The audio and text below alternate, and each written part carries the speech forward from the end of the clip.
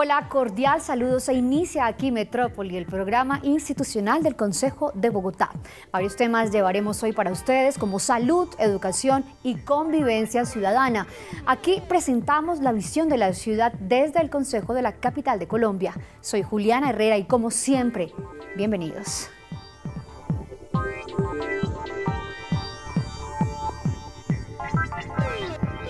Desde el Cabildo Distrital se rechazó toda hostigación escolar que está ocurriendo en los colegios de Bogotá. También se criticó que la administración distrital no ejecuta estrategias en contra de esta violencia mientras siguen ascendiendo las víctimas del matoneo estudiantil. El matoneo escolar es una problemática que crece en los colegios de Colombia y según estudios por fundaciones, 3 de cada 5 son víctimas de bullying y han pensado en el suicidio y 1 de cada 3 lo intentan. La administración distrital de la Bogotá Humana del doctor Gustavo Petro, que no incluye la promoción de los valores fundamentales para los niños y para los jóvenes, pues simplemente hace campañas muy bonitas en términos publicitarios, proyecta su manual de intenciones que no cuajan, pero realmente el tema en los colegios demanda profesores que enseñen principios y valores, demanda en los colegios jornadas que faciliten el que los muchachos tengan amor por el prójimo, tengan conocimiento de los principios y los valores de la ética cristiana, ojalá para que entiendan que la clave de la convivencia está en el respeto por uno mismo y en el respeto por los demás. Para contrarrestar este fenómeno se debería realizar campañas de prevención que incluyan capacitaciones para padres, docentes, autoridades y mecanismos de defensa para las víctimas. Porque eso fue lo que se vivió en la casa, ¿no? Porque no se les enseñó esa resolución de conflictos desde pequeñitos, sino que lo que vivieron es precisamente ese mal ejemplo de la violencia intrafamiliar y de cómo solucionar todas las cosas a punta de golpes y de violencia. Entonces, yo creo que por eso se ha aumentado. En el momento en que le bajemos el irrespeto y la intolerancia en la casa, yo estoy absolutamente segura que podrán los niños nuestros también superar los problemas y las diferencias de otra manera. La intervención con actividades en colegios, realizando confrontación con las víctimas, victimarios y docentes, es muy importante para bajar los índices del famoso hostigamiento escolar. Esta es una tarea que compromete al gobierno, que compromete a los padres y madres de familia, que compromete a los profesores, que compromete a los medios de comunicación, que nos compromete a todos. No podemos seguir viendo este espectáculo de los niños y de los jóvenes inoculados con la violencia, expresándola de una forma tan absolutamente trágica e inaceptable como está ocurriendo en los colegios. Por lo pronto se espera que empiece a ser efectiva la Ley 1620 de 2013, que el Gobierno Nacional creó de antimatoneo, que pretende combatir la violencia dentro de las instituciones educativas de Colombia y ejercer desde casa un control en estos jóvenes. Tenemos que atenderlo, tenemos que prevenirlo, hay estudios y hay personas que le trabajan, y científicos, psicólogos, psiquiatras que saben del tema, sociólogos, trabajadores sociales que saben mucho de esto, entonces necesitamos, fortalecer esa parte para bajarle a la agresividad y a la violencia en los colegios. La Interventoría de los recursos destinados al proyecto Alimentando Capacidades, que tiene a su cargo, entre otros, los comedores comunitarios y jardines infantiles de la ciudad, ha presentado problemas de ejecución. Las comunidades más vulnerables en Bogotá no están recibiendo los recursos alimenticios que deberían, denuncia en Metrópoli. El día de ayer, uno de los comedores comunitarios de la localidad de Bosa fue cerrado. Más de 3.000 personas, entre ellos niños y jóvenes estudiantes de colegios distritales, son los principales afectados. Esta semana hemos evidenciado que cerca de 3.000 personas están quedando sin comedor comunitario porque de manera sistemática se han cerrado ya 8 comedores comunitarios en esta ciudad. Y esto es fruto perverso de la mala planeación que tenía Integración Social tiempo atrás, donde estos contratos que tienen una fecha cierta de terminación no conocen, o sea, no hicieron la planeación respectiva, no hicieron el proceso precontractual que les compete para garantizar que apenas termine el contrato, de inmediato arranque el otro, de manera paralela, con el propósito de no dejar nunca un solo niño sin alimentar. A esta situación se suma la ausencia de interventoría de grandes contratos de 270.000 millones de pesos destinados a los comedores comunitarios, jardines infantiles y centros Crecer de la ciudad. Hay una inversión de 270.000 millones de pesos que es para dar alimento a los más pobres, y lo que estamos viendo es que estamos entregando por medio de integración social alimentos. Allí están entregando alimentos vencidos, alimentos en muy mala calidad por no tener una interventoría. Hoy le estamos exigiendo al secretario de Integración Social que contrate ya una interventoría especializada para poder controlar que los alimentos que le estamos ofreciendo a los niños, niñas y abuelos más pobres de la ciudad sean alimentos de muy buena calidad y alimentos que realmente estén cumpliendo con los parámetros nutricionales de calidad y de exigencia que merecen nuestros niños pobres, porque no por el hecho de ser los más pobres de la ciudad le vamos a dar los de peor calidad. Al contrario, a la gente más pobre y más vulnerable de la capital le debemos dar lo de máxima calidad, tanto en educación como en alimentación. Los recursos existen, pero no han sido ejecutados, de tal manera que su despilfarro y malversación sumergen a la ciudad en un grave caso de corrupción. Lo que le ha faltado a Bogotá de manera particular es que nuestros gobernantes tengan realmente vergüenza por la gente menos favorecida. ¿Cómo es posible que un país con tanto campo, donde realmente se están cultivando nuestros campesinos todos los recursos y alimentos para el país, en esta ciudad tengamos niños aguantando hambre? Eso es imperdonable. Desde el Cabildo Distrital se cuestiona la proliferación de vendedores ambulantes en la carrera séptima, lo que genera efectos negativos para la economía de los comerciantes en esta zona. Sobre este aspecto y la inseguridad en este lugar hablamos con el cabildante Yesid García Zazipa y esto nos dijo. El comercio en la carrera séptima de Bogotá continúa afectado por la peatonalización de esta principal vía de Bogotá y los vendedores informales que iban a ser reubicados para que no invadieran este espacio público no lo han sido debido al IPES.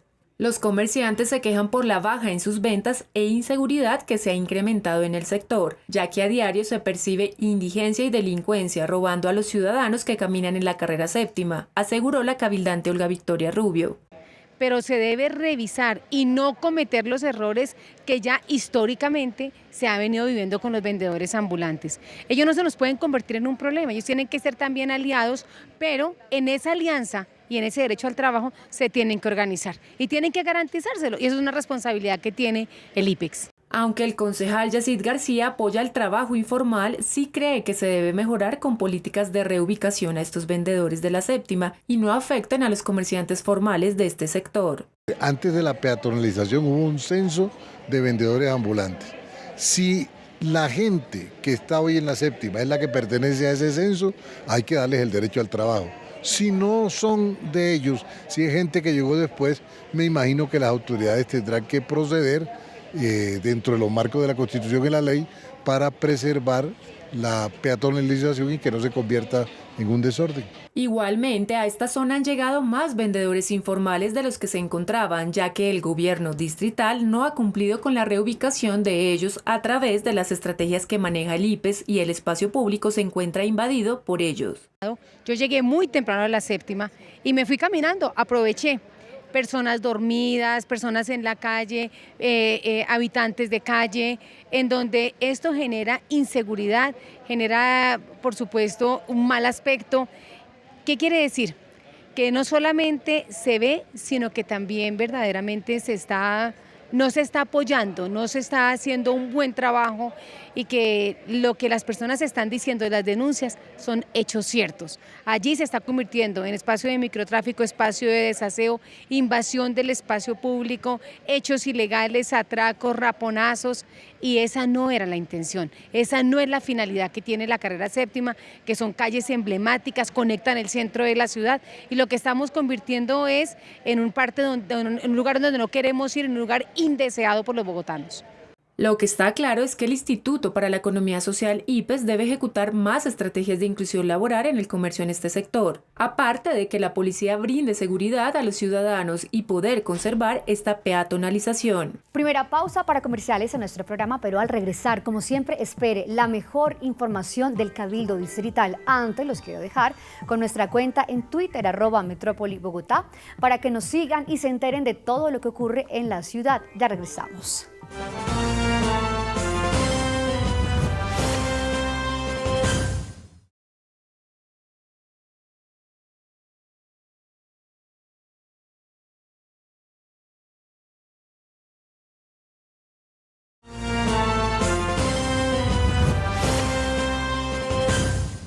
La bancada de Cambio Radical del Cabildo Distrital denunció las anomalías que tiene la contratación del Instituto de Recreación y Deporte de Bogotá frente al mantenimiento de los principales parques de la capital de Colombia. Denuncia en Metrópoli. Desde el Consejo de Bogotá, la bancada de Cambio Radical denuncia la ineficiencia en la administración de los parques de la ciudad por parte del IDRD. El cabildante Jorge Lozada exige más transparencia en la contratación de las fundaciones que manejan el control de los principales parques de la ciudad. El instituto debe asumir la responsabilidad directa de la contratación y asumir el rol que le corresponde. Estamos desgraciadamente perdiendo el Parque Simón Bolívar y muchos sitios que son básicamente patrimonio de la ciudad y es donde los ciudadanos pues van a hacer su recreación pasiva. Existe carrusel de contratos para el mantenimiento de parques con las universidades y fundaciones de Bogotá, aseguró el concejal Fernando López. En denunciar las anomalías que se presentan en el IDRD por la falta de control o supervisión de las obras y la inversión de los recursos de industria y comercio de entidades sin ánimos de lucro, en que estas entidades contratan a ingenieros y contratistas sin los requisitos, sin la planeación debida. Por eso el estado de los parques que tenemos hoy día en deterioro, con mala calidad de las obras, porque la supervisión del IDRD no se hace sentir, no se hace notar, no hay planeación de las obras, pero además funcionarios de bajo nivel están presionando a las entidades sin ánimo de lucro, a universidades, a cooperativas, a cajas de compensación, la están presionando para que les contraten sus contratistas y para que los contraten a los precios unitarios que ellos creen deben ganar. Sin embargo, el director del IDRD, Javier Suárez, afirma que estas contrataciones ya están reguladas en la entidad y que ya no hay corrupción en estas. Las denuncias que le hizo fueron correctivos que nosotros tomamos en el mes de enero, desde que yo asumí como director encargado.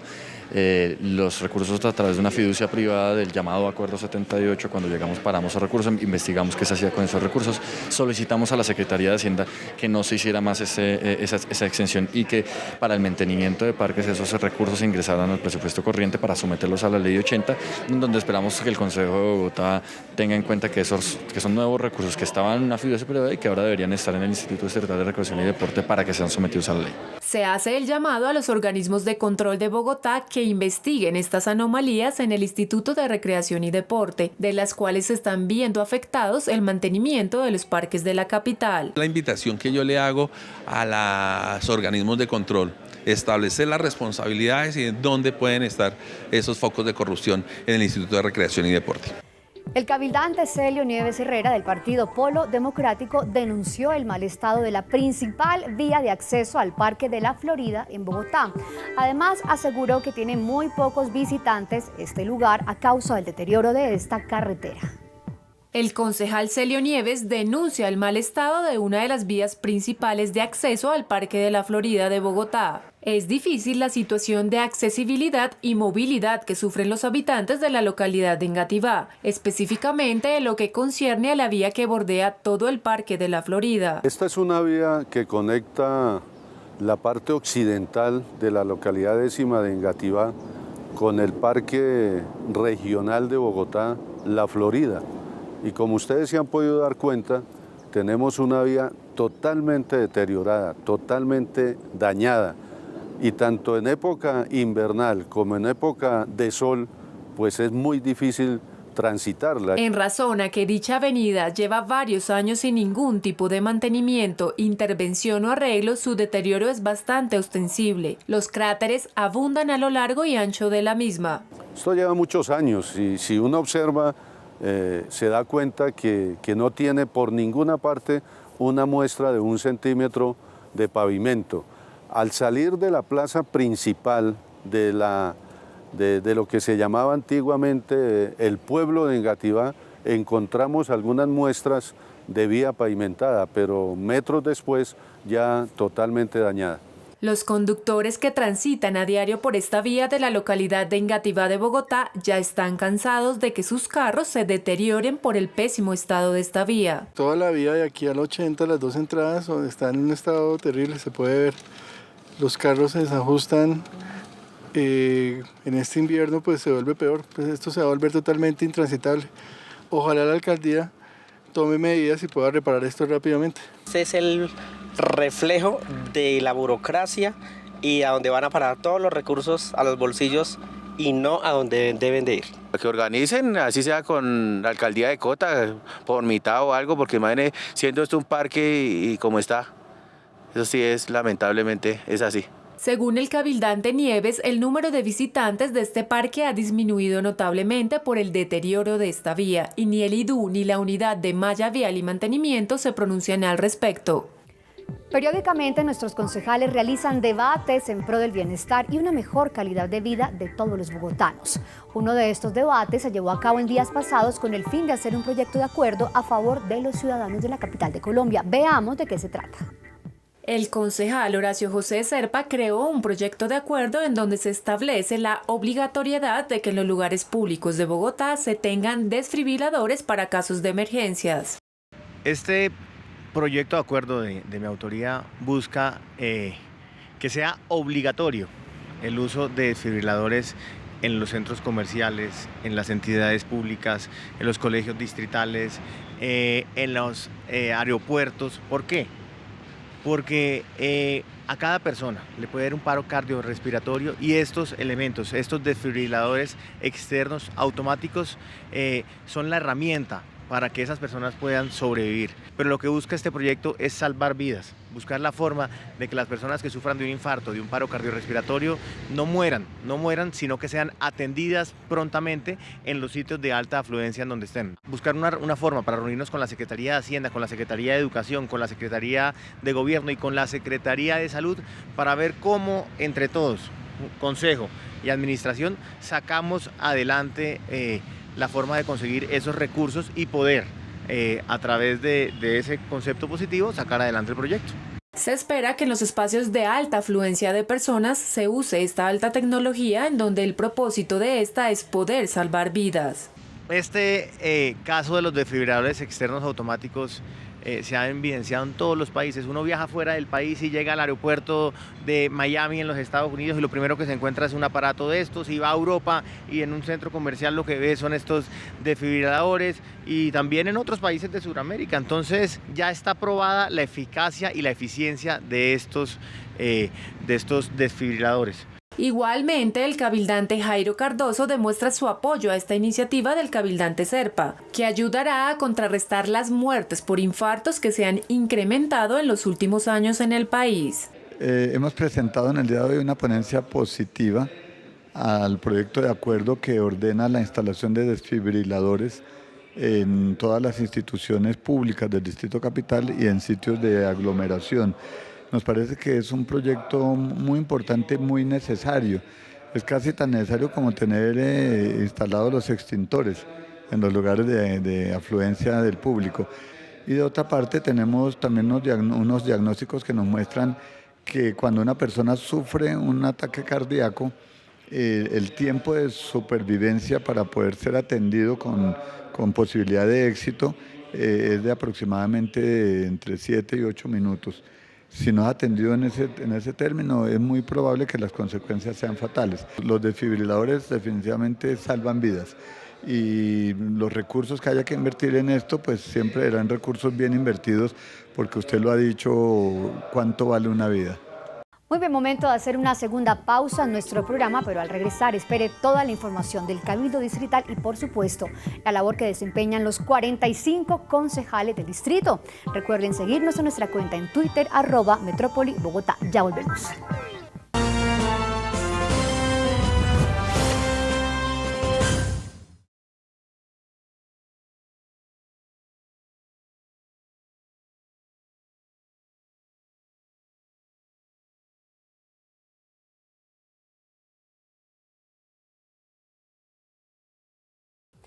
En Metrópolis seguimos recogiendo inquietudes de los concejales a propósito del tema del presupuesto que se analiza en el Cabildo Distrital.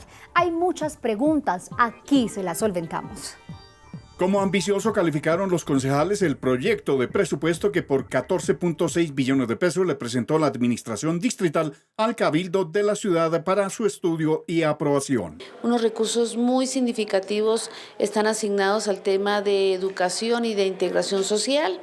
Pero hicimos particularmente algunas observaciones hoy que tratamos el tema de gobierno, que abarca el fondo de vigilancia, que abarca bomberos, que abarca de igual manera el IDEPAC y la Defensoría del Espacio Público.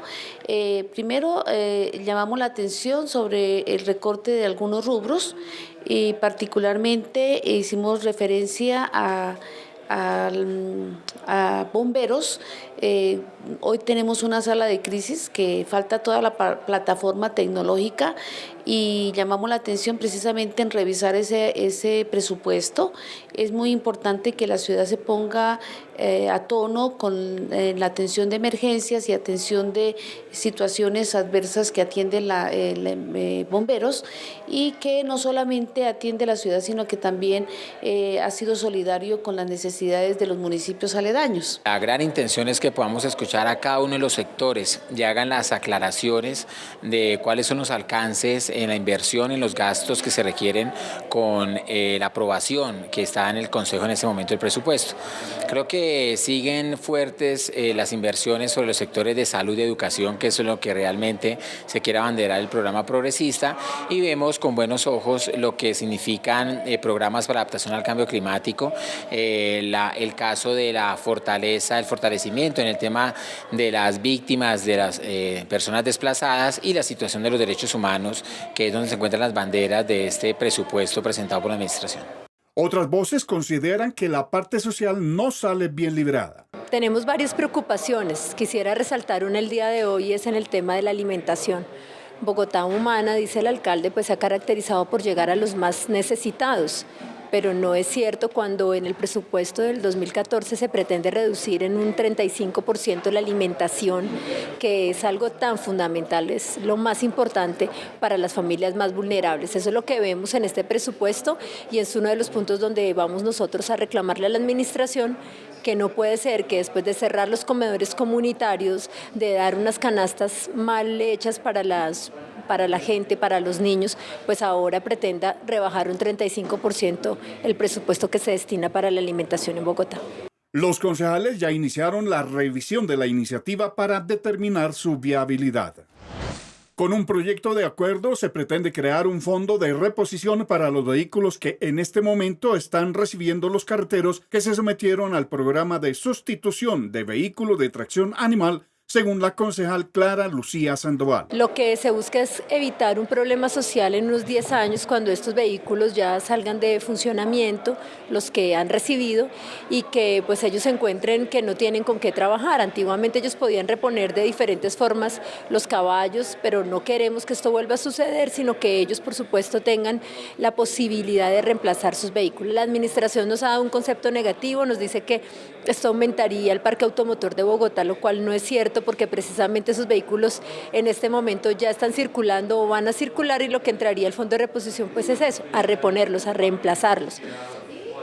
Por otro lado, creemos que Bogotá Humana no puede dejar a estos ciudadanos así, sin mostrar una voluntad de que realmente este problema social continúe siendo contemplado por parte de la administración, y así Gustavo Petro no sea el alcalde en ese momento, yo creo que es el deber de actuar con responsabilidad. Para el distrito, los beneficiarios son cerca de 2.600 personas. Dentro de la sustitución, hay en el listado 2.900 más otros 800 que faltan todavía. Más o menos unos 2.600 han escogido como modo de sustitución el vehículo y con ello sería que operaría el fondo de reposición.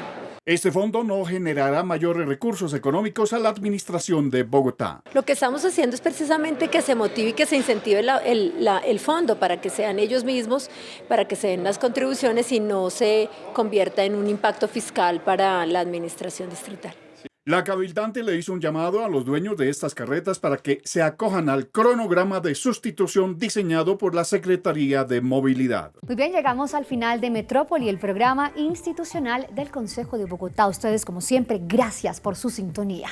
Les quiero recordar que este equipo humano de producción agradece, por supuesto, su tiempo, estos 30 minutos, y los invita a seguirnos a través de nuestras redes sociales. Pueden escribirnos al correo electrónico metrópoliconsejobogotá@gmail.com o también nos pueden seguir en nuestra cuenta de Twitter @metrópolibogotá.